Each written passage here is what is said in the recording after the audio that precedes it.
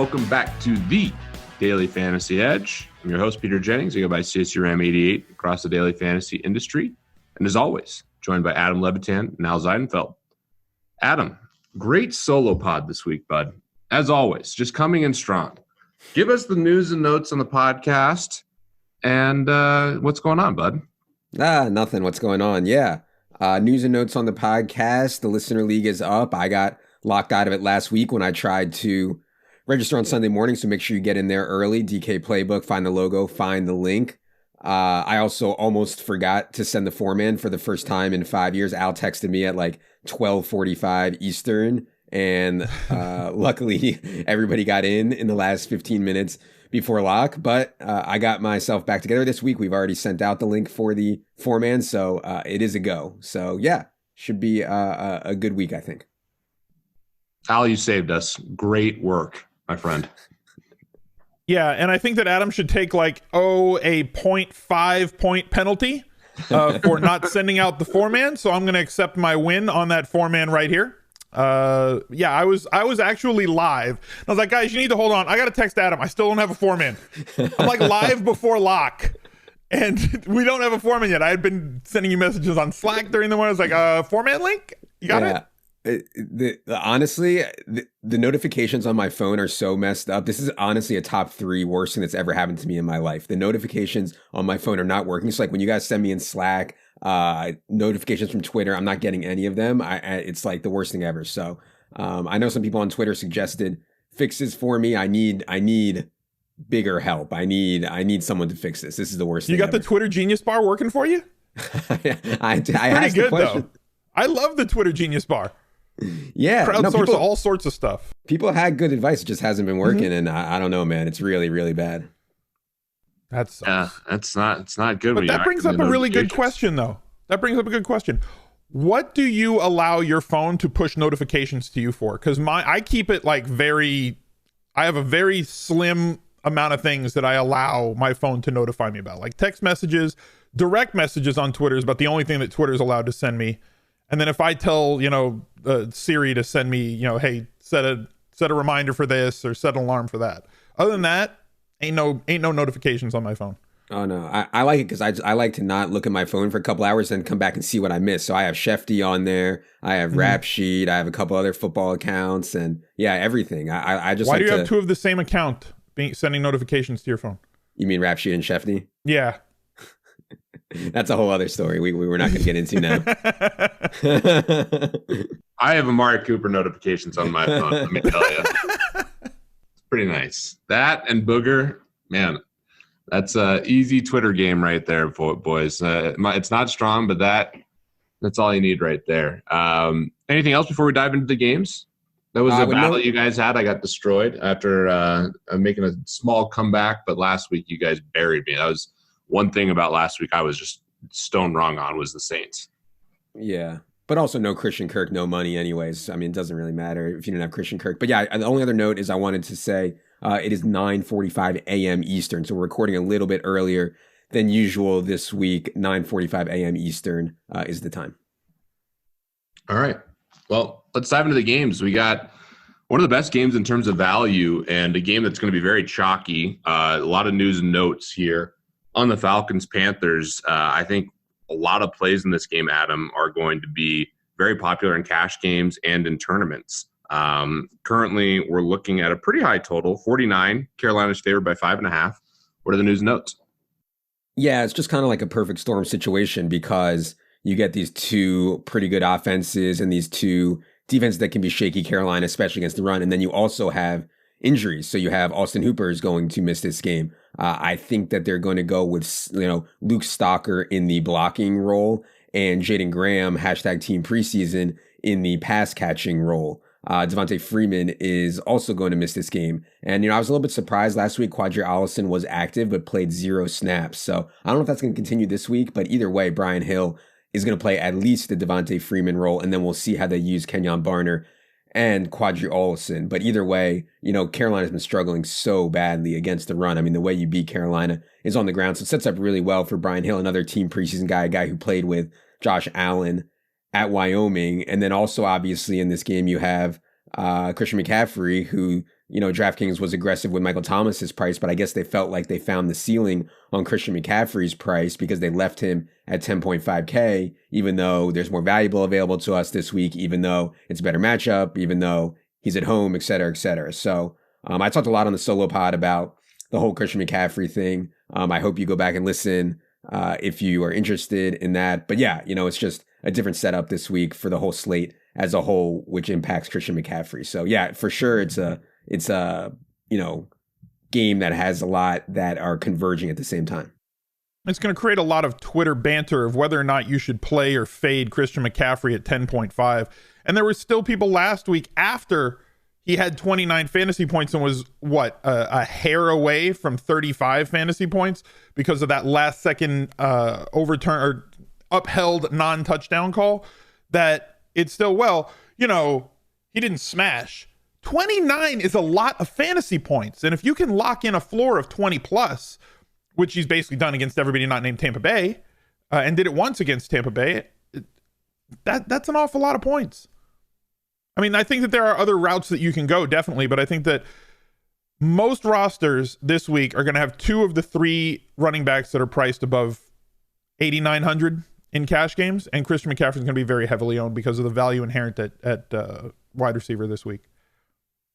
Yeah, and his quarterback's going to be heavily owned as well. I expect Allen to be probably the chalkiest quarterback going against this Falcons defense. And one thing that's interesting to me, and we talked a little bit about it to start the podcast. I mean, this Falcons defense had been so bad, and then they come off a bye and they go into New Orleans and play awesome, which is really, really.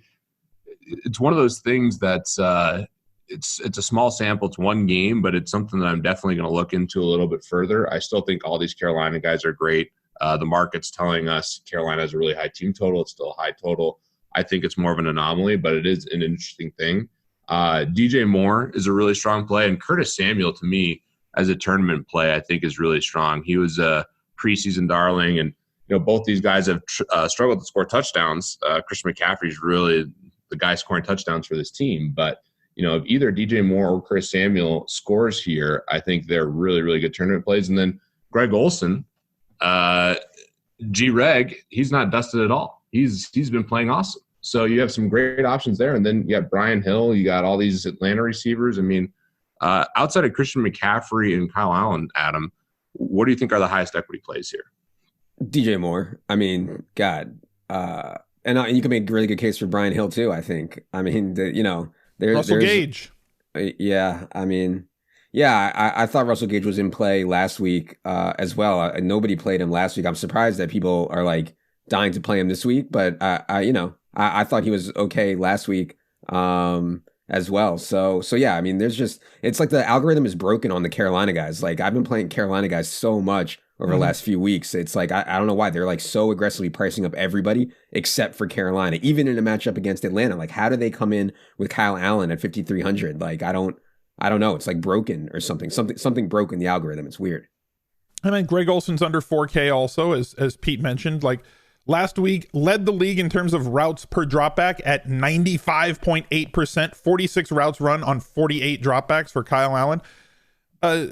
So, I mean, as Pete kind of danced around a little bit, just literally play every Carolina Panther, 5 Panther onslaught. All the dudes. Well, one last injury note before we move on. James Bradbury missed last week, and that was one of the reasons I wanted. I mean, I wanted to play Devonta Adams anyways, but one of the reasons I really wanted to play Devonta Adams was James Bradbury was going to miss. So we'll see how he is this week. He didn't practice Wednesday, I don't believe, and he would see, I assume, a lot of Julio if he does play, for what it's worth. I mean, okay, can we talk about Gage for just a second? I wanted to ask Adam one thing, and then we can talk about Gage really quickly. One, DJ Moore, I believe, is in the better spot than Curtis Samuel, but I believe that Curtis Samuel has a possibility to be a leverage play if the percentages line up that way. So what do you think? I kind of gave my estimation on the percentages, and I think that DJ Moore is going to be around 20 to 25%, and maybe Samuel around 10 to 14%, which may not be enough to leverage, but there's definitely a gap between them based on percentage owned, and there's not that much of a price gap, and there's not that much of a skill gap or fantasy expectation gap. Yeah, no, and I think that ownership percentage is right. I think the difference comes in is where they run routes. Like DJ Moore is so close to the line of scrimmage, they try to get him yak, and Curtis Samuel has so many air yards, he hasn't been able to complete them. I talked about Pat Kerrane's article, and we talked about it in the buy low and stuff. It's like, why is Curtis Samuel not producing on all these air yards? Is it because he's not that good? Is it because Kyle Allen's deep ball is not that good? You could make a lot of different cases, but DJ Moore's floor is just higher just because of the way that he runs routes and where he runs routes. They've also used him deep. Moore has seen at least 3 deep targets in 4 straight games. That's tied for the longest active streak in the NFL. So it's like, he's not just a low ADOT guy. They're actually targeting him down the field too. Yeah. So good floor and a possibility for a ceiling out of him. In terms of Russell Gage, you said you don't know why everybody's trying to jump on him this week. I thought he was in play last week too, but now this week you're subtracting 2 other guys, right, off of this offense with Freeman and with Hooper, who's the number 1 tight end in the league, leading the team in terms of end zone targets on the season. And since week 6, he was the only guy with an end zone target on Atlanta.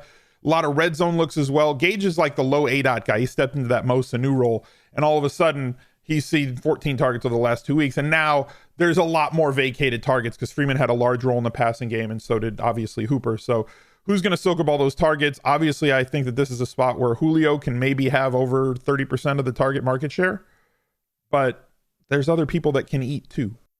Yeah, Levitan, you haven't brought up Julio, which is very off brand. I did. No, I did. I think, he's waiting, I guess, he's waiting for his eruption, but it's been Julio doesn't sleep, he waits. It's been brewing for a long time. So yeah. Against this fun, I don't know. This is a very interesting situation too. You're going to get huge leverage off the standard roster construction too, I think, going Julio. But maybe he'll be more heavily owned than I thought. And I found this for the first time, boys. This piece of content might be my favorite piece of content that I've consumed in 2019. Have you guys listened to the 7th Floor Crew music video from Miami? No. Oh my gosh, it is just all time. And Greg Olson just skyrocketed up my board in terms of how I'm projecting him going forward. The guy is an all-time legend and has a pretty good rap in that video. So that's where we're at these days. No, normal inputs to my model. I'm just, counting for how well of a rapper Greg Olson is. And that's why he's moving me up my ranks. But check it out, 7th Floor Crew music video. It's good. Let's move to the Cowboys at Lions. And this, too, is a very interesting game that, one play in particular I think is going to be very chalky. We don't have a total on this game because we're waiting on Matthew Stafford. Adam, what's your sense on how likely he is to play? It sounds scary. He's got a couple broken bones in his back, but the guy wants to tough it out, has been one of the toughest quarterbacks, but did sit last week. Yeah, I think they actually don't know. He didn't practice on Wednesday. I think they actually don't know if he's going to play or not. You saw what Jeff Driscoll can do last week. He's kind of mobile. He can run a little bit. He's not going to throw for a lot of yards, but I think he's okay. And honestly, this week, last week he was at Chicago. Home against Dallas is certainly a better matchup, I think, than at Chicago. So if it comes down to Jeff Driscoll, I think they'll be okay. Ty Johnson is questionable for the Lions. They're down to J.D. McKissick, who's like a strict passing game kind of back. Paul Perkins, who's just awful. And then they also have Bo Scarborough, who I know a lot of people like from college, and this guy Wes Hill's on the practice squad. So I don't know. I know people are excited about J.D. McKissick or whatever. The Lions are like so hesitant to commit to any one back. I'd be surprised if they were like, oh, we're just going to roll with J.D. McKissick and Paul Perkins in this game. And Paul Perkins stinks. We're going to give it all to J.D. McKissick. Like, that would surprise me. So I'm not as high on that situation as maybe some other people are. So yeah, I don't really have any notes on the Dallas side. Amari keeps sitting out practice, but I think he's fine. Obviously, he looked amazing in that national TV game last week. I got a note. Ezekiel Elliott's really good, and they give him the ball an awful lot. 22 touches last week, 23 the week before, 28 the week before that, 33 the week before that. Now, people are going to look at last week's result and say, well, he only had 8.3 DraftKings points, but realistically, he played against Minnesota, who's given up the 5th least points to opposing running backs in the league. And this week, he faces the Detroit Lions, who, let me check my notes here, have given up the most fantasy points on DraftKings to opposing running backs, over 100 yards, 31, I believe. Let's get the exact number, 31.69 points per game to opposing running backs. Zeke is going to eat this week. I don't mind the fact that he's on the road. He is going to be a favored guy. Obviously, they're the favored team. And then, yes, the total has come down if it's on the board. The last it was seen, it opened at 51.5, and I think it was down to 49 when there was a possibility that Stafford might be out, and then it's off the board now. So, like, less expected points, obviously. But if we're talking about Ezekiel Elliott getting 25 touches, some of them in the passing game, and at least 80% of the red zone looks, and probably all of the ones inside the 5-yard line, I want as much Zeke as I can get against a team that is ill-equipped to stop him. Yeah, and I think they're going to get him going, too, after last week. Minnesota sold out to stop Zeke and basically dared Dak to beat them. Dak did beat them, and then they just had some very peculiar play calling. Obviously, I think a great pivot off Zeke is going to be this passing game. Amari, people were calling him average for a long time. That's been just an egregious take, as everyone knows, after watching the guy just burn corner after corner after corner. Gallup, I think, is a really strong tournament play as well. Did score a touchdown last week, but he's going to be a guy that if you want to, go away from Zeke and Amari, or you want to do a double stack with Dak, has that really long touchdown upside. And then after that, on the other side of the ball, Kenny Golladay had that long touchdown last week. It's hard to be as excited about these receivers, without Stafford. But if Stafford's in, Marvin Jones, we've seen the flop lag between those two. I think he's another interesting play. And I'm with you, Adam. I can't get too excited about any of the Lions running backs. Dallas defense and Zeke could be a really good stack. It didn't work out as well with the Bears last week, but that's another interesting play. Any of the pivots off Zeke that you like, Levitan? Yeah, I always like Amari. And I think Gallup's fine. I'm sure people are going to play Randall Cobb off of last week's game log. That's a fade to me. That would not be a play that I would make. But I do think Darius Slay will see a lot of Amari. Not that really matters, but I would expect Slay to be on Amari a reasonable amount. Okay. All right. Well, we have Adam. We need to jump into something that's not football related here. Yeah, let me tell you guys about the new Showtime documentary, the Showtime sports documentary film Pariah, The Lives and Deaths of Sonny Liston, chronicles the tragic life and suspicious death of perhaps the most vilified and misunderstood boxer of all time, Sonny Liston. Tune in Friday, November 15th at 9 p.m. on Showtime. All right, check that out. Next game on the docket here is the Jaguars at the Colts. Much lower total, 43.5, and the Colts are favored by 3. What are the news and notes here, Adam? Expecting Jacoby Brissett back to start this game, which I think is huge. I think people underestimated Jacoby Brissett's ability relative to Brian Hoyer's ability. And Jacoby Brissett, I think, is just like a decent NFL quarterback anyways. Problem is not expecting to have T.Y. Hilton back for this game, and that makes it tougher. Zach Pascal and these guys just aren't good enough. We did see a big spike in Eric Ebron's role last week after he kind of bitched some. They say that was just based on coincidence, etc. I don't know. I kind of think that they need Eric Ebron out there. And he had a touchdown, like literally clutched out of his hands as he was like falling down in the end zone last week. So I think he's in play. And then Jacksonville's going to get D.D. Westbrook back from his shoulder injury. So that'll make Keelan Cole go back to the bench, expecting the 3 wide receiver for the Jags to be D.D. Westbrook, DJ Chark, and Chris Conley. The Ebron Doyle thing has been something that we've been monitoring for a year and a half now, right? And it's always been, if both are healthy, then Ebron runs less routes, plays less snaps, does everything less whenever Doyle is healthy. And then last week, as you said, no Hilton. And now they've got a situation where Eric Ebron ran routes on 32 of 41 dropbacks in week 10, and Jack Doyle only ran 20 routes on the 41 dropbacks.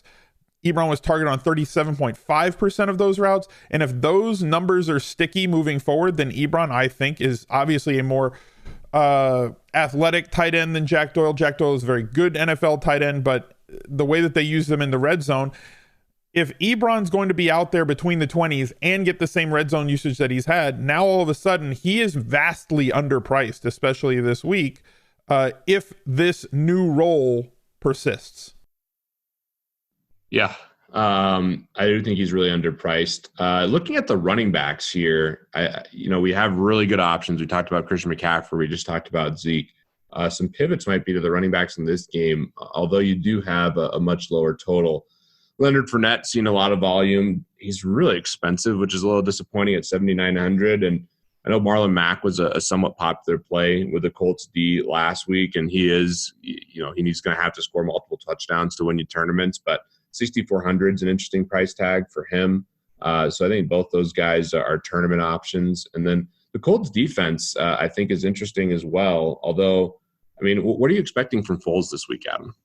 Yeah, they had a choice, and they decided that Foles was going to be a better option than Gardner Minshew, and I think that's the right call, but I don't think there's a big difference. Foles will be more direct downfield. He was more willing to throw the deep ball than I think Minshew is. Minshew, I think, is a little bit more mobile, but yeah, I don't know. I don't think it's a big difference, and Colts D, I think is fine. I think they're okay. Was that a male genitalia joke there, Adam? Was that intended? Like, did you mean to do that just now? No, I didn't. What did I say? Nick is more likely to throw the deep ball. Is that where you went with this? See, people think that I'm sick and twisted. It's Al like Nick that is Foles sick just and walked twisted. into the coach's office and just put it on the desk and said, "I'm starting." And the coach was like, "Yep." And Minshew's like, "Yeah, I can't do anything about that." You're sick. I agree with you, Al. It's hard. How can you say no to? I'm not even going to say it, but yeah. Nick Foles. Guy walks into an office and throws down a baby's arm holding an apple on the table and says, "I'm your new starting quarterback again. It's my job. I'm the captain now." There's nothing you can do. He's the starting quarterback. Look, Minshew, sorry, but he's the QB again. Mm-hmm.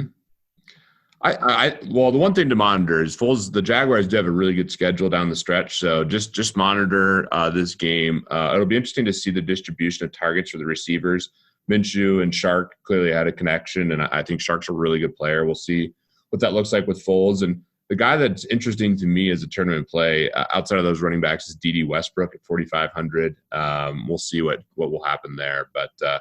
I'm curious just to see how Nick Foles plays, because if he gets it going, they have a really soft schedule the rest of the way. So something I'm monitoring for the rest of the season. And not too many other plays in this game, just kind of a mess spot overall relative to some other games. Let's move to the Bills at Dolphins. And this is a really low total, 41. Dolphins are a 6.5-point favorite. And the Bills more so than any team have kind of been exposed recently against some tougher opponents. And the Dolphins are actually fighting now. We could just play everyone versus the Dolphins to start the season. And now the Dolphins have 2 wins, Adam. What are the news and notes here? Yeah, you said Dolphins 6.5 favorite. It's Bills. Bills 6.5-point favorite. Sorry. Yeah. Yeah, you know what? For the first time ever, we're in week 11. To not have any injuries notes on the Bills is like, for a competing team is crazy. So I don't really see much injury on either side. From a usage perspective, we see what happens with Devin Singletary. Sometimes he gets a lot of snaps and he just doesn't touch the ball that much for whatever reason. He did get 7 targets, only caught 3 of them for 8 yards last week. I think there's upside with Devin Singletary, but you see the floor when a guy is out there so much and doesn't touch the ball nearly enough. And you saw Josh Allen, steal goal line reps, and you saw Frank Gore steal goal line reps. And, that's why you can kind of find a floor on Devin Singletary. I do still think that there are paths to ceiling games. And yeah, I think Josh Allen is expensive at 6,600, but him and John Brown are always going to be in play, particularly against Miami, who, I get that they've played well the last couple weeks. Like, who did they beat? Like Sam Darnold and Brian Hoyer or something like that. So I'm not that impressed yet. Multiple interceptions plus fumbles in 6 games this year for Josh Allen. Can we actually play the Dolphins defense this week? How much are they? $2,500. They got priced up. God, how did they? Right? They got priced up because of the matchup with Buffalo. These guys because are of sick. how much they turn the ball over. These guys are sick. They priced him up, but not Gage. They priced up the Miami defense, but not Gage. They left all the Carolina guys at $5K, and they made the Dolphins defense $2,500. They made Michael Thomas $9,900, but Kamara's $74. And the Dolphins defense. Hey, we got to raise the Dolphins defense price. Yeah. No, guys. Dolphins defense is too cheap.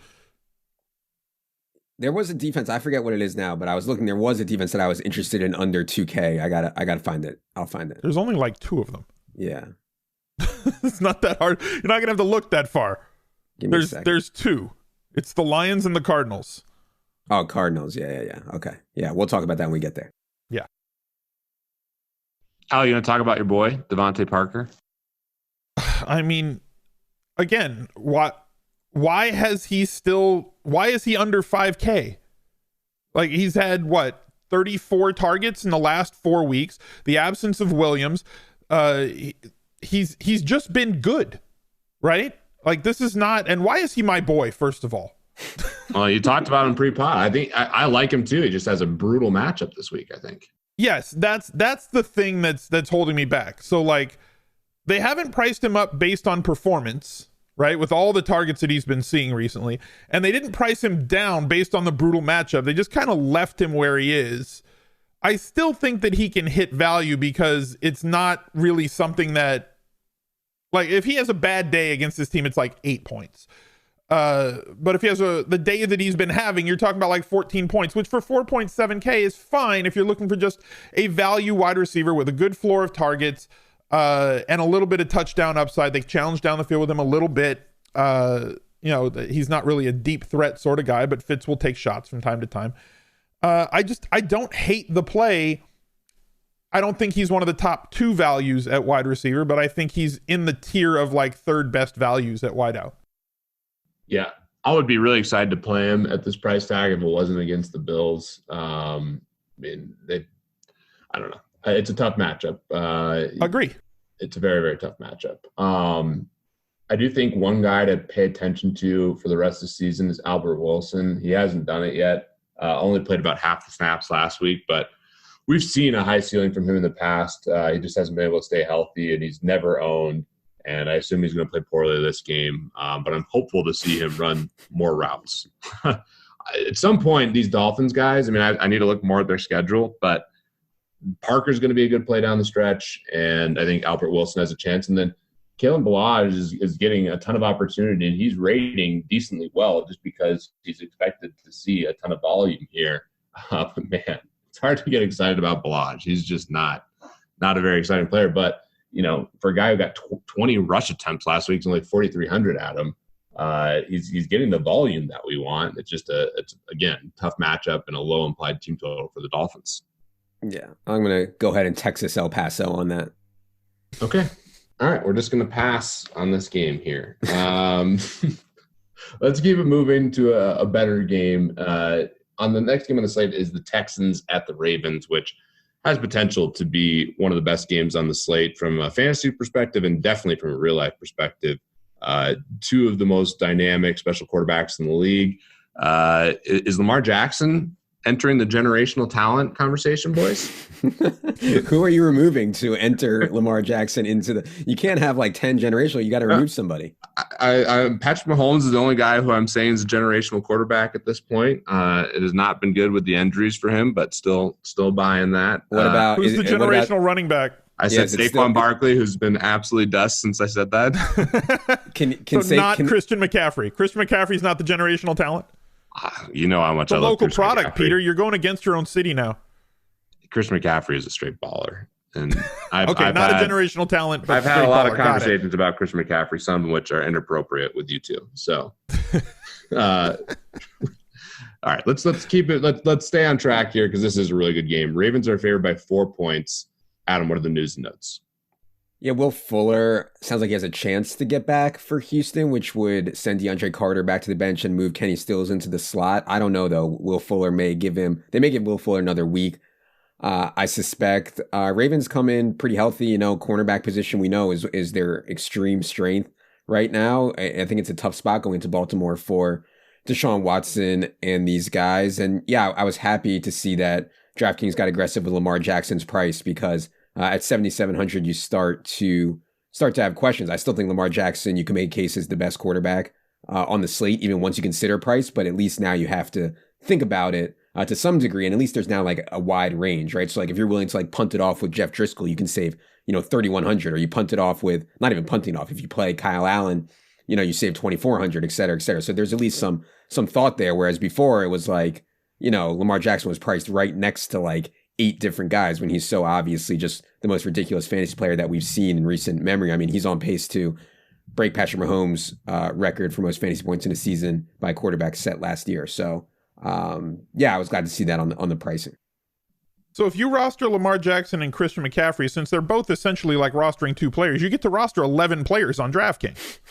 You get those extra roster spots. I mean, with Lamar, you're getting a quarterback and a running back in one, and with Christian McCaffrey, getting a running back and a wide receiver in one spot. So you could theoretically draft 11 players if you just roster those 2 guys in the same lineup. Christian McCaffrey that seems like an advantage. Christian McCaffrey might throw a touchdown here soon too. Again, just great! Now he's a 3-positional player. Yeah, generational. Yeah, you reminded me. You wanted multi-positional eligibility in football. Here's how you get it: you roster Lamar Jackson. You can roster 4 running backs and 1 quarterback. You'll be the only person on DraftKings that can do that. I like the pricing though. I mean, look, at his other prices, he was kind of bust proof, right?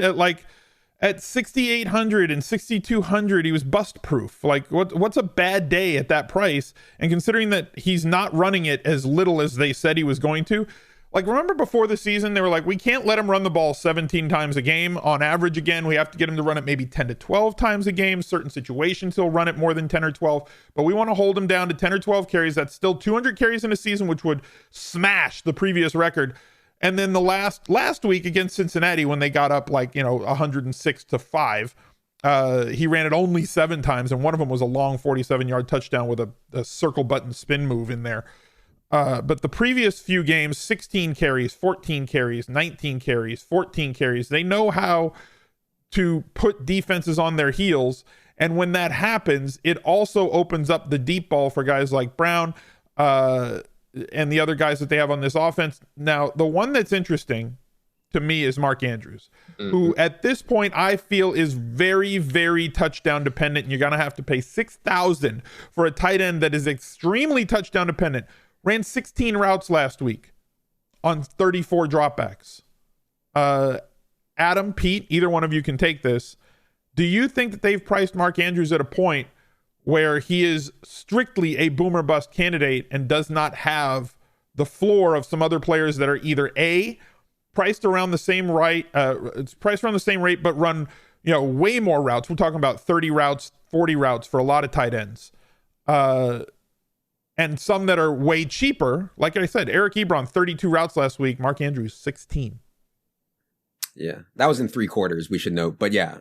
I mean, one thing about Mark Andrews is when Lamar drops back, it's very clear that he's looking for either Mark Andrews or Marquise Brown, and that's like it. Like, he doesn't throw to his running backs or other wide receivers at all. So yeah, I thought that he was grossly overpriced. Obviously, like he costs more than DJ Moore, which is absolutely insane.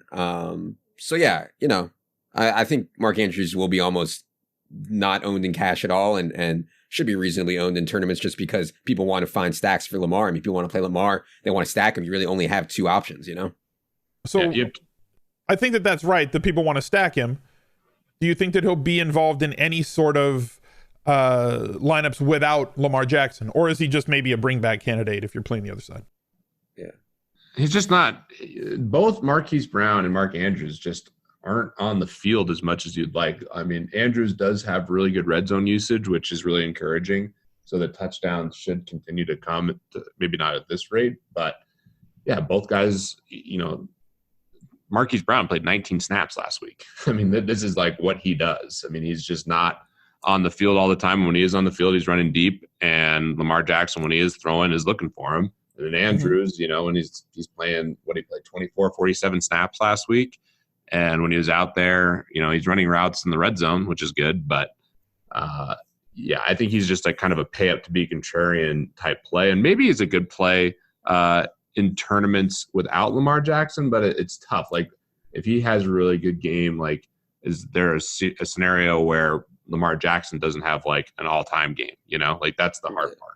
Like, well, I feel like we have to throw out the bookend games. I feel like if we're looking for rates from the Baltimore players, we kind of have to throw out week 10 and week 1, where Lamar threw it 37 times in total and completed like 87% of his passes for 8 touchdowns. Like those games throw everything off. They throw off the snap rates, they throw out the dropbacks, they throw off everything, right? The touchdown percentages, everything gets thrown off. If we take those 2 games out, I think that we get a better picture of this offense, and we kind of know that it's just those 2 guys. But we know more about how much those 2 guys and how much they're going to score based on the other games that Baltimore has played versus just using those 2 solo or those 2 included in the season that they've played this year. Mm-hmm. Yeah, Adam, what were you going to say? Because I think that's interesting. I'm just looking through a little bit just at the game logs. I mean, Lamar Jackson basically every game. He had the one marginal game, or I guess it was a bad game, really bad game for him against the Steelers. But outside of that, I mean, he's going 20 plus every week, and he's going 30 plus, and that's correlated with when Mark Andrews is scoring those touchdowns. So that's the hard part for me about Andrews or Marquise Brown as standalone plays. Mm-hmm. Yeah, I was just going to say Houston, has been very good against tight ends for what it's worth. I don't know if it's worth anything, but I just was going to say that. Okay, that's a great game. Certainly all the options or the best options are expensive, but definitely want pieces 50 total. It should be a great real-life game. Watson versus Lamar Jackson should be awesome. All right, Broncos off a bye going into Minnesota. We mentioned some good running backs before. We have another great running back here in Dalvin Cook, who's been awesome. This is a low total. We're looking at 40 points, and Minnesota's favored by 10.5 here. I mean, this is wow. Broncos, not very much respect in the markets on the Broncos here. What are the news and notes? Yeah, I feel like they wanted to maybe start Drew Lock in this game, but since Brandon Allen won in the game before the bye, they got to give Brandon Allen another chance. So, Brandon Allen threw the ball 20 times and they happened to win the game. It kind of was what it was. I don't expect much out of Brandon Allen or the Broncos offense here. Do not expect Adam Thielen to play. I believe the Vikings have a bye in week 12. And so sitting Adam Thielen out here would make a lot of sense. So we'll likely see a lot of Steph Diggs versus Chris Harris, but I still think Steph Diggs can have, big games. I mean, with Adam Thielen out, and maybe they don't need him here. And maybe Chris Harris is a tough matchup, which it is, but I still think that Steph Diggs has access to big games, especially anytime that Adam Thielen is out. So, obviously Dalvin Cook is going to be extremely popular, and I think with good reason. I think you can make cases for Zeke, and you can make cases for Dalvin, one versus the other, and I think a lot of people are going to have to choose between one or the other. I don't really have a take yet. I'm going to have to think more about it. My first take is that, Dalvin's just way better and so much skinnier, and Zeke is just fat. Skinnier. You're going with skinnier. Zeke is just like fat, and his backup is just as good. But anyways, that's just my biased take. That's a horrible take. That's such a horrible take. Pete, I know. Get the Tony Taller truthers on here. I mean, come on. How do they pay Zeke? Just let him pay Amari, pay Dak, and let Pollard run wild. I mean, while I don't disagree with you, Pollard is seeing like no touches. And the only time in the last month that he saw touches was the game that they blew out Philly. Right, it's the sunken cost fallacy. Once you give this guy, they blew their load, and now they got to just keep giving him the ball. It's dumb. It just drives me nuts. I don't care. I'm playing fantasy football. I don't have to sign the damn check. Yeah, that's true. It's a good point, Al. Very good point. I don't sign the damn check. I just want to cash them, and I want Dalvin Cook and Ezekiel Elliott this week. I want 2 of the 3 big name running backs. So I want Dalvin Cook, Ezekiel Elliott, and Christian McCaffrey. I know you can't fit all 3. In a lineup. Well, you could, but you'd have to do some really dirty things. But I mean, I want to get 2 of the 3 at the very least, and I think it's very viable to have 2 of those 3 running backs in a cash game lineup. That's where I think everybody's going to sit this week in 50-50s, double ups, and head-to-heads is 2 of those 3 dudes. because it's so easy with Dalvin and with either of the other two to basically log 50 to 60 touches. There's other running backs in the slate, whether you want to go down for value or stay in the mid-range and really go with a team jam in. I just think it's a team jam them in week. I really do. With the value that we've already talked about at wide receiver, with more value coming down the road that we haven't talked about yet, that is already locked in on this slate as being a solid value play. How do you not play Dalvin Cook, favored running back at home against a team that's kind of struggled a little bit, middling, not like they've struggled a little bit in terms of, the quarterback change and everything that they're doing offensively. They're kind of a middling matchup. They're not too tough against running backs. They're not like the Detroit Lions against running backs or anything else like that. But Dalvin Cook's going to get 25 to 30 touches at home, should have touchdown equity, team total above 25. What's not to like? Oh, Dalvin's a great play. I do think when they're killing the Broncos, and let's say it's not Dalvin Cook, they do have a tendency to play some of these other guys. They'll get Madison involved, and he's really expensive. I mean, he's $5K, which is crazy.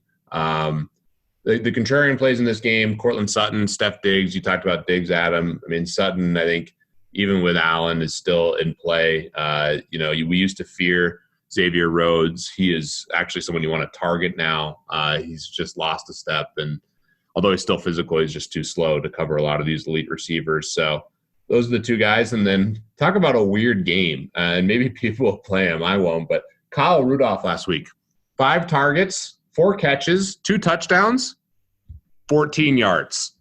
What is that? 14 yards and 4 catches is just ridiculous. Not good for some of these other guys. He's going to be their, goal line guy. But people might be box score chasing with Kyle Rudolph. I wouldn't recommend that. I think the tight end play in this game is Noah Fant, who we saw the really long touchdown in week 9. Really athletic guy. He'll be on the field. You guys have any interest in Noah Fant?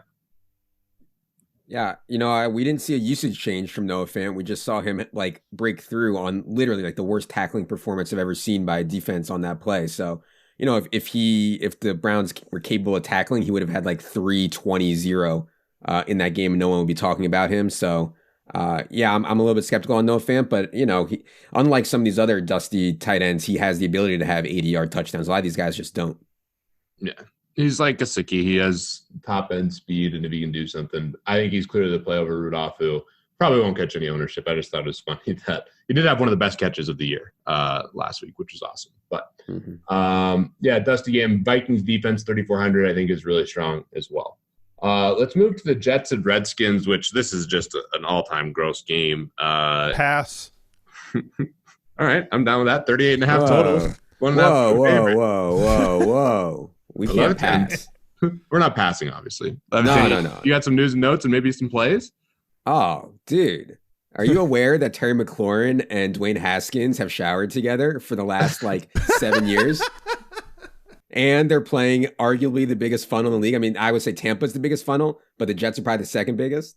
And Terry McLaurin has one of the fastest dudes in the NFL, and the Jets have some of the slowest corners in the NFL. I mean, I'm You're not starting saying, to get me aroused over here, Levitan. Yeah, I knew the F1 was in play, but you're starting to really get me excited here. Yeah. So yeah, man. I mean, it's not something I'm going to be excited about because I'm not sure Dwayne Haskins is ready to have a 300-yard pass game in the NFL. But I don't know. I could be wrong.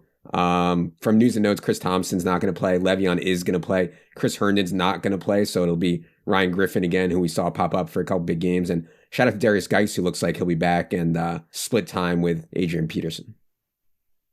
What's the deal on Robbie Anderson, by the way? I was going to ask you about him anyways. Yeah, I don't think that they can, the way Robbie runs routes is just not something their offense is capable of right now for whatever reason. They can't protect Darnold for long enough, blah, blah, blah. And all the possession routes go to DT and to Crowder. So it's just not a great situation with Robbie right now. I mean, he failed against freaking Miami and the Giants. How can he ever be good? And he has an amazing matchup this week also, but it's just hard to be excited. Terry McLaurin is a tournament sprinkle. What percent owned do we think McLaurin's going to be this week? Low. I would say between 5, 6, 7. He was at 2%, and Levitan just made him skyrocket. All the way to 4. The shower narrative. This is where Levitan has real influence on the market. I'm telling you. Jameson Crowder. I can't I was believe going to we're bring him spending up this too. much time. We're not. Jameson Crowder is getting peppered with targets. I mean, We knew that was going to happen. Well, Right? Al's He's been also off, scored a Al's been touchdown off the the, last 2 Al was weeks. off the Jet. Al mocked us for liking the Jets Dolphins game. Al mocked us for liking the Jets Giants game. Now he's mocking us for plays in Jets Redskins. We love targeting guys in totals that are under 40. Yeah, That's what we because do it's on this wrong. podcast. Both Let's of them target the both of those- slowest low-scoring games. If we just built all our lineups off totals, everybody would have the same exact lineup. It's so stupid. Everybody does have the That's same what people exact lineup as do anyways. 2019. Exactly. That's all the people. That's why it's so stupid. We had to take that the totals were egregiously wrong for Giants Jets and for Jets Dolphins, and it was proved right. I mean, you guys. Hey, let's be clear. I touted the Jets Dolphins Let's game. be clear. Like Shout out to me. I was shout out to right. me. It's been rough for me. I'm finally starting to trend on DraftKings, and you guys can't even give me proper credit on my brilliant call on the Jets Dolphins. I mean, that was my call of the year. I actually gave you I'm not credit even playing before it. Like that a day true locked. tout. I gave you credit before kickoff that day. I was like, because people were saying, well, do you think that Pete was wrong? I was like, you know what? I have trouble saying that Pete is wrong because Pete's really good at this game and has been for a very long time. So like, yeah, like I'll give these guys a little trash on the podcast because like, it's fun to do and it's fun to listen to. But realistically speaking, when Pete has that take, and last year, I remember you had that take on a Josh Allen week when you're like, you know what, Josh Allen, I think he's going to have a big day this year. And it was like a total of like 36. And me and Adam were like, get the out of here. No and then all of a sudden he won the Millie Maker. No, right? That was the week that he won him. the Millionaire Maker. It was the first week that he had a big day. And you called that one too. I was like, so like, I don't think you're wrong. I think McLaurin's a good play in tournaments, but he's not somebody that I want as a core play. He's somebody that you could overweight the field with like having 12 to 15% of him in your tournament allocations. If you run 3 lineups and you have 1 McLaurin, you're massively overweighting the field in 3 max. To be clear, I don't think this is not the no baby spot. That the Dolphins Jets was, I really like that. And Jets Giants. Yeah, this is a spot that I like because of, well, I think there's sprinkles. I think you have a lot of one-offs that are really, really strong plays. I was going to mention McLaurin, but now I'm really I'm thinking McLaurin is. I like McLaurin and I like Crowder, but there's really nothing else in this game that I want to even touch with a 10-foot pole. Yeah, Robbie Anderson limited in practice is a little annoying. He's been so bad, but I do want to just have him in like Millionaire Maker lineups at some point this year, and maybe that is this week. And outside of that, the one really disappointing thing for me is that Herndon has not been able to stay healthy. I was really excited about him going forward, and now he's just dust. So yeah, so many wasted drafts for me on him. To be clear, this game is way worse than Jets Dolphins and Jets Giants because the Redskins offense just like in the other ones, like we know Ryan Fitzpatrick can put points on the board. We know Danny Dimes can have huge games. Danny Dimes has 3 30-point DraftKings points games already. I'm not sure that Dwayne Haskins can do any of that. So it's way, way, way worse. And like, it's way worse than those other two. I just wanted to say. Look where these two defenses are priced this week based on the matchup too. Yeah, I know. 2,800 and 3,800. 2,800 for the Redskins and 3,100 for the Jets. Ridiculous. Yeesh. F1's in play. That's the guy. Yes. And Adam, quiet down over there about the shower narrative and everything else. Let's keep that on the rack. Seriously, can you imagine showering with a guy in college and then being on the same team and then not throwing him the ball at least 10 times in a game? I mean, that would be like... This is what you think about, isn't it? That would be insulting to Terry McLaurin if he doesn't get 10 targets. You were shy about the Nick Foles joke, but this is all you think about is guys showering together. Strong. This is your whole narrative. week. What about the horseplay? All right, hey boys, let's keep it going here. We got a good game next. We got the Saints at the Buccaneers, and like I said, I was just brutally wrong about the Saints last week. I thought they're implied for 32.5 points. I thought they were just going to come out. I thought Breeze was going to reestablish himself, and they were just going to be the nuts last week. And boy, was I wrong. All of us were wrong. Yeah, Michael Thomas was the play, and that was it. This is a 50.5 total. We got the Saints favored by 5.5 going into Tampa Bay. And the nice thing about this game, Adam, is we know who to play relatively. But Michael Thomas is now 9,900. So what are the news and notes? You hinted at that price already. How are we attacking this game? Yeah. Michael Thomas was grossly underpriced for so long, especially when Kamara was out. I mean, that it was just ridiculous. And so facing Tampa, one of the biggest funnels that we've ever seen in the NFL, I'm glad they got him to 9,900. I mean, it makes it difficult to play Michael Thomas, but I mean, God, he is just, it would be shocking if he got less than 20 DraftKings points. I mean, really, really shocking. From a injury perspective, we saw last week that Alvin Kamara's ankle is fine. He outsnapped Latavius Murray 52-16. I don't think that was the plan. I think they got behind. They got behind for the entire game. And so Alvin Kamara had to be out there because they were running their 2-minute stuff and their pass down stuff the whole game. I think if they're winning this game, which, I don't know if they will be or not, but if they're winning this game at Tampa, I think we'll see a little bit more Latavius. We saw OJ Howard's usage pop back up, played on 99% of the snaps, ran 47 routes last week, which was just a ton and good to see for OJ Howard. Still only 15% of the targets, though, so still a little lukewarm on OJ Howard. And from an injury perspective, last time we saw these two teams play, Marshawn Lattimore did a great job on Mike Evans. Marshawn Lattimore is nursing a hamstring injury this week. I think that's something to monitor for the Mike Evans status. I mean, if Drew Brees is going to throw the ball more, then we want to buy on Drew Brees and all of his pass game options, right? But I guess my thing on Brees is he throws to Michael Thomas so often. Like, why do we have to play Drew Brees? You know what I mean? Like, I'm not talking about Drew Brees. I'm talking about the guys that he throws it to, because opponents pass 68.3% of the time against Tampa Bay this year. That's high. He doesn't throw anybody else. I guess he threw to Jared Cook 10 times last week, Yeah, and I mean, I'm not expecting 10 targets out of Jared Cook, but like if you're telling me that Thomas is going to get like 30% of the targets and Kamara is going to get like 20% and Cook's going to get like 16 or 18%, right? Like, where the ball is going to go. Nobody else is getting the ball more than like 2 or 3 times. Traquan Smith's getting 2 or 3 shots a game. Teddy Ginn is going to get 2 or 3 shots. But if they're going to pass more, and the Saints already pass a lot, right? They're like a 60% pass team. If they're going to pass 65, 66% of the time against this team because nobody can really run the ball against Tampa Bay, usually when you see teams that have that really accelerated pass percentage against, it's teams like the Chiefs last year where they were playing every game, they were up 30-10. Like, the scoreboard started at kickoff, 30-10 Chiefs, and everybody else just has to play from behind from the opening kickoff.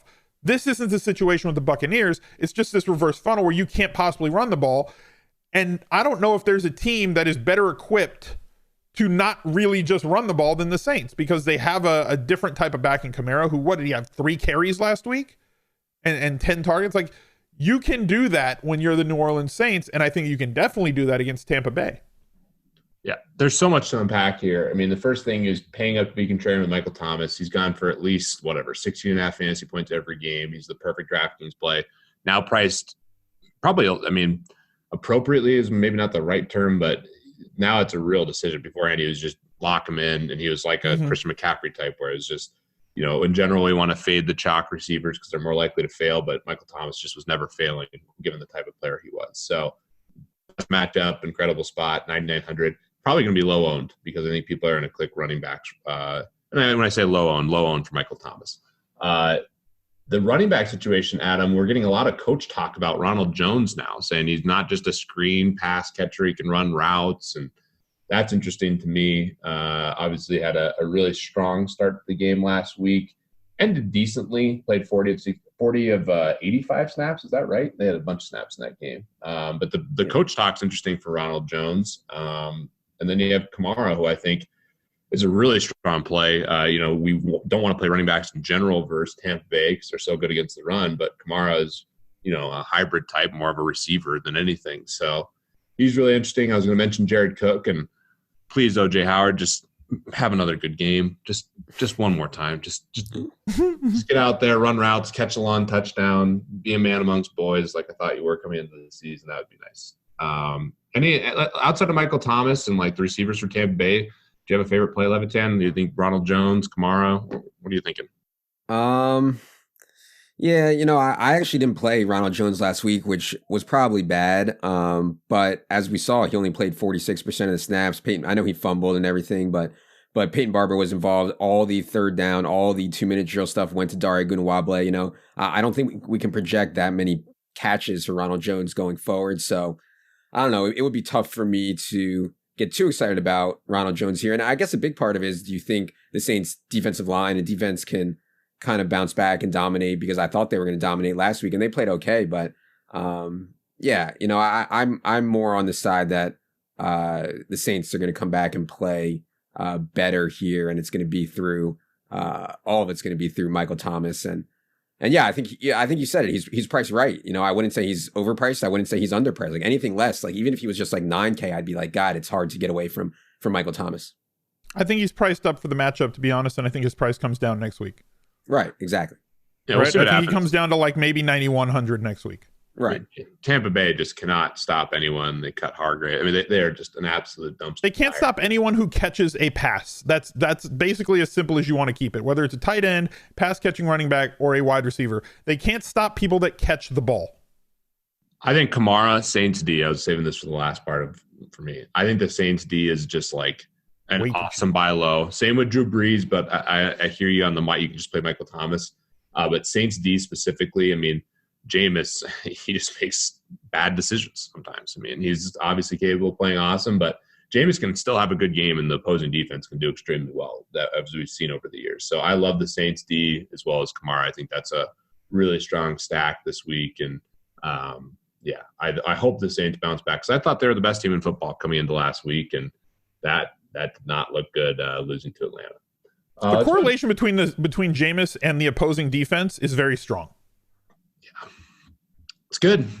Guy makes a lot of questionable throws, and he is like more athletic. He's more athletic in terms of a runner than I think people realize, and because of that, he tries to move around, and yeah, he fumbles and does just a lot of things that are really good for the opposing defense. And yeah, he can still put up points, so it can be like an interesting type of game stack where you still have exposure to the Saints D. All right, moving to the afternoon games, we have the Cardinals at 49ers, Adam, and I'm just devastated that Kittle sounds like he's out. We have the flow chart. We have everything set up perfectly for Kittle, and he's probably going to miss. It's a weird quote, though. Shanahan backtracked, so I want your thoughts on that. 45 total, 49ers are favored by 9.5. Yeah, I wouldn't rule out George Kittle just yet. I mean, it's Thursday at 10:30 in the morning. I think I'd consider him doubtful right now, but we'll see. If he can't go, Ross Dwelly will start again. I mean, Ross Dwelly played almost every snap in that game on Monday night, ran a ton of routes. He's not a blocker at all. So, you know, I would like to get Al's take on if the flow chart is viable this week or not for Ross Dwelly. But this is another situation where we have a lot of injuries, and we have an excellent matchup, and we have the Monday night pricing. So, like, you know, you run into a spot where Kittle is hurt, and Matt Breida is hurt, and Emmanuel Sanders is hurt. And then we also have them on Monday night, so the salaries didn't adjust, and they're home against Arizona. So you get guys like Deebo Samuel, who I thought was in play even before the Emmanuel Sanders injury, and you get guys like Tevin Coleman you can give a little bit of a boost to, and Raheem Mostert's probably going to play a decent amount. So, yeah, it's kind of a situation where another kind of like Carolina, Atlanta, where injuries meet matchup. And then also with San Francisco, it also meets Monday night pricing. So yeah, I expect a lot of the ownership to be on San Francisco and Carolina this week for sure. And vacated carries and targets. Yeah. Right. If Breida's out, okay. You said that you think that Kittle is doubtful, but Shanahan yesterday said that he will not play. And then like 2 hours later, he came back and said, I didn't mean that. I mean, he will see. So like now he's going with the gamesmanship thing. Yeah. I don't know. Who knows? Jerk. He sees the flow chart. Just get him out there, Kyle. I mean, I know it's a long season, but just get him out there for one game. It's really strange. It's really odd because like tight ends just keep catching touchdowns against Arizona. It's a weird thing that keeps happening like every week. It's weird. So what's the Ross Dwelly take? Is he part of the flow chart or not? Look, man, he had 7 targets on Monday night in the absence of George Kittle. If George Kittle's gone, I'm going to have shares. Gonna have shares is the weakest in the entire world. What do you want me to tell you? He's not a cash game play. There's other plays in that range that I think are better than him, but like I'm gonna 150 or 0. No, that's not how I work. It's not like I've said look, like last week too, OJ Howard, complete dust all year, plays Arizona. All of a sudden he runs a lot more routes and has a touchdown. I'm not saying it's wrong. I just want the take. Of course, we're going to have shares. 150 lineups. Of course, you're going to have shares. No, not necessarily. I don't have shares, but I play like 5 or 6 tight ends total on a week. Right. It's not like I have my tournament pool of players is smaller than most people's tournament pool of players who play 150 lineups. I've got like 55 to 65 players in total across the board, and I usually have like maybe between 4 and 6 tight ends. Okay. So like I cut my field down a lot. So I'm just not like, oh, I want one of this guy. I'm not trying to play everybody on the slate. So for me to say I'm going to have shares of a tight end, like, is actually somewhat meaningful. Do you think he's going to be owned? Do you honestly think that if Kittle's out, that Dwelly's going to be like 10 or 15%? Depends how much you're out there talking about the goddamn flow chart. Oh, so now I'm affecting ownership after 7 years of never moving the needle. Let's see if you get into a big argument with Cardi about the flow chart, then like, I don't know, man. Teams know what to attack, and offensive coordinators at this point of the season know where teams are weak. We've known it all season long. So like somebody who does not run routes, if a tight end does not run routes, right? And all of a sudden they play Arizona, and now the offensive coordinator has schemed a little bit more to get that player into the game plan because they know that is a squishy part of the opponent's defense that they can very easily attack with very little risk. They're probably going to continue to do that, which perpetuates the matchup situation, right? So like you can't run against Tampa Bay. So teams are throwing it 70% of the time, just short of 70% of the time against Tampa Bay. So like the DVP stuff kind of starts to be its own self-fulfilling prophecy as the season goes on, as offensive coordinators get more and more tape and they say, you know what, we should do this. And then they continue to do it because every other team has had success and every team in the NFL copies what other teams do. So if every team is able to just throttle the Arizona Cardinals with tight ends, every team that continues to play them, as long as they keep getting squishy against tight ends, is going to keep trying to throttle them with tight ends. So Dwelly, I don't like that he's been priced up. I think that if he was 2,800, he'd probably be like 20% owned. At 3,400, I think that's going to hold his percentage down because now he's in the range of guys like Ebron. He's in the range of somebody like Olsen. There's other tight ends in that range as well. I think Cook at 4,400 is a good play, even though he's been priced up for matchup. But like, I don't think Dwelly's coming in higher than like 8 or 9%. So if you want to have 15 to 20, you're automatically overweighting the field. And if he has 4 catches for 50 yards and a touchdown, which he had 7 targets on Monday night in a worse matchup, not a horrible play, in my opinion. Yeah. Good defense there, Al. Strong attack from Levitan. And goddamn fantasy lawyer out here. Nice defense from Levitan. So the Sanders news is going to be big because if you look at the rest of the receivers on the 49ers here, I mean, Deebo Samuel's going to stand out regardless. He's going to be a good play no matter what. But then Kendrick Bourne at 3K, coming off 8 targets and a touchdown. Marquise Goodwin's interesting because Dante Pettis, they're done with this. I mean, he barely played. He is done. And you know, Shanahan made a quote like, we've given him opportunity and he just can't do anything with it. 3 targets, had some drops. So the target share is going to be really, really narrow if Sanders is out. We know who to play, and they're all really cheap. Christian Kirk, I think, is interesting. Coming off a great game last week. It's obviously a tough matchup, but he's someone we can look to. And then Arizona's defense, you know, we talked about it earlier. They're 1,500. I mean, that's a great price. They've actually had some good pressure on the quarterback. And if Kittle's out, I mean, that's just a huge part of this offense. And then my favorite play on the board by a lot is going to be Tevin Coleman. I mean, if Breida misses, this is it sounds like, is Breida confirmed out? Adam, I missed that. Breida is confirmed out, yes. Okay, that's right. So yeah, Tevin Coleman, I mean, he has a huge ceiling in this game versus this Arizona defense. So a lot of strong plays. We have the Monday night pricing. Any final thoughts, boys? No, is Mostert out as well or no? No, he's going to play. He was banged up, but he's going to play. I mean, that dude's always banged up, though. It's really a problem. And he's 3,400 too. Yeah. So if he steps into the Breida volume role in this offense, like they can't give the ball to Tevin Coleman 30 times. They give it to him 20, and then they can also give it to Mostert like 12 to 15 touches, like they've been doing with Breida. You're teeing me up for the best player in the 49ers. Kyle Juszczyk is going to be a great play at only 3K. Booger and our friend Mans endorsed that play. All right, moving on. We got the Bengals at Raiders as the next play here. And a lot of really good plays on the Raiders here, Adam. And a pretty strong total, 49 total, 10.5-point favorites for the Raiders. This is going to be the chalkiest spot for them all year.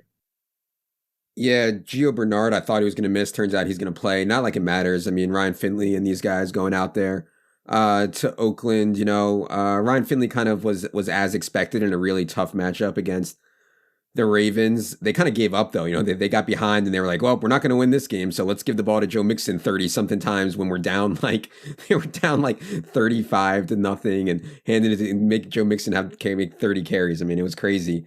But yeah, I think, with AJ Green continuing to miss, Alex Erickson is in doubt. You can make a case for Tyler Boyd, I guess. I don't even have Tyler Boyd's price in front of me, but I think he's below 5K. And then, yeah, obviously, the play that everybody's going to want to make is Josh Jacobs. For Josh Jacobs to be 6,900, he's 1,000 less than Lenny Fournette, is probably wrong, especially considering Cincinnati's defense has been Evan said, it just feels like since he just wants to go home, they just had enough and they just want to go home. I mean, they're so bad at everything. So Josh Jacobs' target projection is a concern, as it is every week. 0 targets, 0 catches is 100% in the range of outcomes for Josh Jacobs. If by some weird thing, since he gets a lead, you're going to see a lot of Jalen Richard. So there's paths to downside for Josh Jacobs, but in most logical game flows, Josh Jacobs is going to touch the ball 20 to 25 times. And he's, again, you mentioned it, he's at the highest price that he's been at all season. He's been priced up in terms of the matchup against Cincinnati's defense, which has given up third most DraftKings points to opposing running backs. He is tied for 4th in the league in red zone carries, tied for 8th in the league in carries inside the 5-yard line. Massive touchdown equity, only 6,900. I think that he's going to be one of the highest owned running backs on the slate, if not the highest owned running back on the slate, because the top 3 are going to kind of cannibalize one another. People are going to have different combinations of McCaffrey and Cook and Zeke. And I think that Jacobs is going to be the guy that everybody's going to roster in that mid-range for obvious reasons. Home, running back, favored, low price, at least priced way too cheap for the volume that he's getting and the matchup. I agree with you about his pass game usage, but the paths to 20 to 25 touches here are pretty significant and pretty easy. He has seen more targets and catches recently than he had at the beginning of the year. And Cincinnati's allowed a league high 8.1 yards per attempt when opponents are targeting their running back. So when he does get a target, it may turn into a big play. So just a dream matchup at home, massively favored. Give me Josh Jacobs this week. Yeah, I expect him to be the chalkiest quarterback on the slate, or chalkiest running back on the slate. Sorry. And for good reason. You made a really good case for him. I think the interesting thing to do here, especially in tournaments, is to go to Derek Carr. I mean, 6,100. No one likes to click Derek Carr, and you have a lot of really good options. You have Al's boy, the Gazelle. I really hope we have the Gazelle prancing GIF on Twitter, thanks to Al. And you have some other cheap options that are nice at receiver. Hunter Renfrow is not. How many condoms is Hunter Renfrow left in? Yeah, I don't think he has as many condoms as Danny Amendola or Cole Beasley. I actually think Renfrow is a little bit better, especially in this matchup. I could see Hunter Renfrow having a real ceiling. Hunter Renfrow put 200 yards on freaking Alabama. You know what I mean? We don't get college stats here. Outside of the one broken tackle, he had a Noah Fantish play, and it's the only play that's gone for over 17 yards all year for him. Yeah. But he's not a condom play? I mean, he's white. Is that why you're saying he's a condom play? No, I'm saying because he's bad. I think he's good. He's a guy who catches a 5-yard catch and then falls. That's his game. Yeah, I mean, my plan was not to play. I mean, I didn't have Hunter Renfrow on my list, so maybe that makes him a condom play. Anybody not on my list is automatically a condom play. I think Renfrow, to be clear, I think Renfrow's a pretty solid play. 4,000. I mean, I think you can make a case for literally. Renfro's not even a condom play. Renfro's an incel play. You're just celibate if you're playing Renfrow. There's no sex. You're not on team sex if you're playing Hunter Renfrow at all.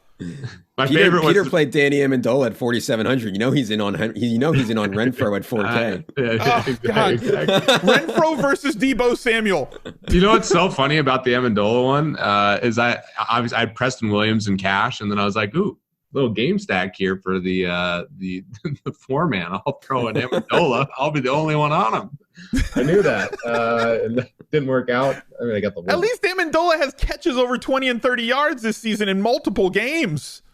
Yeah. Renfro has won, and it's because of the worst tackling since the Noah Fant incident. I didn't mean to stay on Renfro for so long. I just think he's a fine. I think any passing game option without Jacobs is a lot of leverage because I expect Jacobs to be the highest owned running back, and I think he's an awesome play. Jacobs, Raiders D.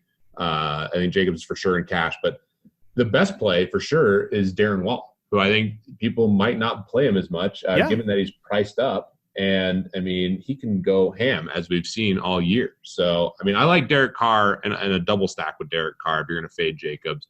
The question would be, you guys, what do you think about like a Raiders onslaught here? I mean, should we like a 3 or 4 man stack, including Carr and Jacobs? You need the Bengals to do something for that to pay off. But, I mean, it's just so hard for me to see the Raiders failing here against a Cincinnati defense that has not stopped anybody. Yeah, I think Waller's. I think Waller is my preferred. I'd prefer Waller to Andrews, I should say. I agree with that. I think that Waller's in a fantastic bounce back spot, to be honest. He's faced 3 very tough teams in terms of how they defend the tight end, and he's had 3 of his lowest scoring games on the season. And now they're facing a very squishy team against tight ends, and they're going to go right back to him. And as you said, the price has come way down again. And the percentage owned is going to be down, one, based on standard roster construction. People are going to pay down at tight end this week. They're not going to pay up. So you're going to have lower percentage owned on him and a great bounce back spot and a leverage spot on his own team against the running back, whoever he's going to want to roster. And they're not going to want to click 2 Raiders. Yeah, all the passing game options are leverage if you don't want to play perfect Jacobs, tournament play in tournaments, which I think makes a lot of sense. Giving me a lot of good options. Jacobs is my favorite running back on the slate, though, just to be clear. Last game on the slate is one of the best real-life games and a really interesting, tough game to figure out from a fantasy perspective, Adam. We have the Patriots going into Philadelphia, your city, to face the Eagles. Both teams coming off a bye here. This is just an interesting spot. 44.5 total. New England favored by 3.5. What are the news and notes here? Yeah, I mean, Eagles' pass catching situation is a mess. I mean, their receivers have been so bad all year. Now Deshaun Jackson is out. Now Alshon Jeffrey seems like he's legit questionable with an ankle issue. They're down to like Aguilar and Mac Hollins and Arcega Whiteside, and they just signed Jordan Matthews. Like, they just have no speed. Like, this is like the slowest offense. It's hard for me to see them making any kind of big plays against this Patriots defense whatsoever. I'm sure some people will be excited about Miles Sanders, because he's had some big catches. I guess my favorite, the guy I could see paying off on the Eagles would be Dallas Goedert, just because I think that, I mean, his role is almost identical to Zach Ertz's, and he's just way cheaper. I don't even have Ertz on my list here, but Dallas Goedert's only $3,200. So yeah, and then on the New England side, like, teams take a pass heavy approach against the Eagles, as they should. The Patriots come out of the bye, and I don't think they have any injuries. I think Edelman is in play. I think Sanu is in play. I think Dorsett is in play. I think James White is in play. So yeah, it's just hard for me to see the Eagles scoring a bunch of points here. I mean, I could be wrong, but I'd be like shocked if the Eagles were able to get over 20 or 25 points. Do you have the DraftKings page open, Adam? I do. Okay, click on Mo Sanu. And I know that you have jokingly and lovingly called Leonard Fournette Uncle Lenny all season long. I would petition to call Mohamed Sanu Uncle Mo moving forward, because this dude in his picture looks like he's about 58 years old. He looks happy. Right? Very happy. That's Uncle Mo, man. So I'm okay with Uncle Mo at 5,100. A very misleading stat would be to say that in the past 2 weeks he's had 19 targets, but realistically against Baltimore he just had 14 of those. I'm not expecting 14 targets, but we've beaten Philly for the last 2-3 seasons by just streaming wide receivers against him.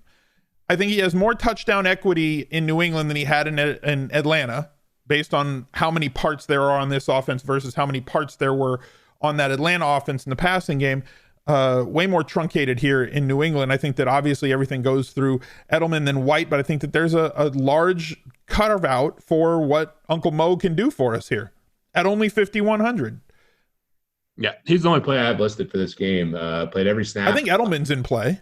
Yeah, I think Edelman's in play too, but 7,600 is a pretty expensive tag, and maybe that's a payout to be contrarian. I just prefer Sanu in a big way. For cash, yes. Yeah, 5,100. I mean, he played every snap, 14 targets, and Yeah, I mean, it's a small sample, but it's a new team. And I mean, he's going to have to play. I mean, this is a depleted receiving core. And obviously, we know what Edelman's going to do, but that price is just very prohibitive. And maybe he's a pay up to be contrarian, like I just mentioned. But yeah, I think Sanu won't be as heavily owned. I don't think people in general want to play Mohamed Sanu. And I like this role change. And like we talked about, you want to attack the Eagles through the air. So Sanu's the play for me. And then it's just really tough. You have all the running backs for New England. I don't really feel like playing any Eagles versus this New England team off a bye. So it's really Mohamed Sanu, and I guess pay up to be contrarian with Julian Edelman. And I hope Dallas Goedert scores, but I probably won't click him at 3,200. That's it. You guys got nothing there. I mean, it's just a anticlimactic last game here. The Bengals Raiders is the game we want to talk about. Yeah. The Patriots Eagles, which is the difference between fantasy and real life football. Are the Patriots defense going to break the slate? That's the only question left. Is the Patriots defense going to have 30 fantasy points? They're pretty good. I hope not. We finally see Adam's fandom break through. Oh no, you kidding? I hate the Eagles. He doesn't care. He's just probably what's their price on DraftKings? 35. 35. Yeah. Maybe they break the slate. Maybe not. I don't know. I don't think that. I mean, I know it's scary to say, but I don't think like one of the places the Eagles actually have an advantage is Eagles offensive line versus Patriots defensive line. Like I mean, out of all the we've seen the Patriots rack up points against the dustiest freaking offensive lines and quarterbacks, and I don't think that Eagles are playing well right now. I don't see a lot of past them scoring points, but this is not the same matchup as when they were scoring 30 a week. So wouldn't you expect the Eagles to hashtag establish the run here? Yeah, they'll try, I'm sure. Yeah. I think we'll see a lot of Jordan Howard and some Miles Sanders too. Yeah. Yeah, that's what I would think the game plan would be. You don't want to just start hucking the ball around, and no. They want to try to set up play action and all that stuff. So they know they screwed up, man. They know their wide receivers are awful. I gave them the free tip to sign Rashad Ross out of the XFL. They didn't want to listen to me, so free money, Rashad Ross. That's a great last comment from you, Adam. So Al, get us out of here. One more thing. DraftKings is listening, man. Give us XFL. Give us XFL on DraftKings if you guys are listening. Am I wrong? Wow. Demands from Adam. Look at there. Yeah. I like it. Yeah. This new Adam Levitan making demands. Anyway, guys, thank you for joining once again. If you'd leave us a review on iTunes, we would greatly appreciate it. Until next week, for Adam, for Pete, for producer Luke, for Jerry, I'm Al. If we don't win a GPP, we hope that one of you guys do. Bye.